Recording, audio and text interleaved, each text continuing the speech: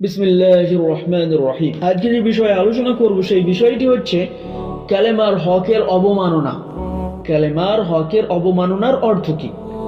হাদিসে পাকের মধ্যে এসেছে হুজুর সাল্লাল্লাহু আলাইহি ওয়াসাল্লাম বলেন, কালেমা লা ইলাহা ইল্লাল্লাহু মুহাম্মাদুর রাসূলুল্লাহ সাল্লাল্লাহু আলাইহি ওয়াসাল্লাম যাহারা পাঠ করিবে, যতক্ষণ তাহারা উহার হকের অবমাননা না করিবে ততক্ষণ তাহাদের উপকার করিতে থাকিবে।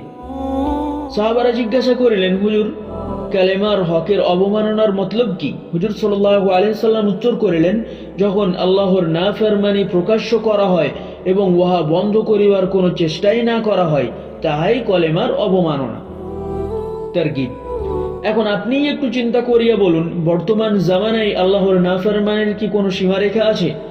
এবং উহাকে বন্ধ করা বা উহার মাত্রা কিছুটা কমাইবার জন্য কি কোনরূপ চেষ্টা চলছে? উত্তরে বলিবেন, নিশ্চয় না।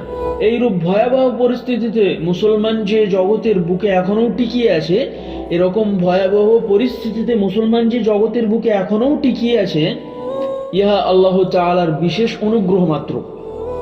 হাদিসে পাকের মধ্যে এসেছে, আমাজন হযরত আয়েশা রাদিয়াল্লাহু আনহা রাসূলুল্লাহ সাল্লাল্লাহু আলাইহি ওয়াসাল্লামকে জিজ্ঞাসা করেন, দুনিয়াবাসীর উপর যদি আল্লাহর আযাব অবতীর্ণ হয়, তবে দিনদার লোকেদের কোনো ক্ষতির আশঙ্কা রহিয়াছে কি?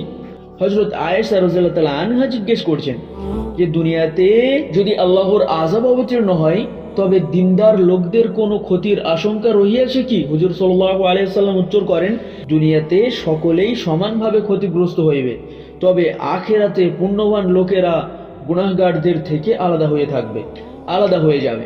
এই কারণেই যাহারা নিজ দিনদারির উপর সন্তুষ্ট হইয়া লোক সমাজ হইতে গা ঢাকা দিয়া নির্জনে বসিয়া আছেন, তাহারা যেন নিশ্চিন্ত না থাকেন। কারণ আল্লাহ না করুন, যদি পাপের দ্বারা আযাব আসিয়া পড়ে, তবে ইহার স্বাদ সকলকেই ভাগ করিতে হইবে। আল্লাহ পাক আমাদেরকে সৎ কাজে আদেশ এবং অসৎ কাজে নিষেধ করার তৌফিক দান করুন। আল্লাহর আযাব থেকে আল্লাহ পাক আমাদেরকে হেফাজত করুন। আমিন।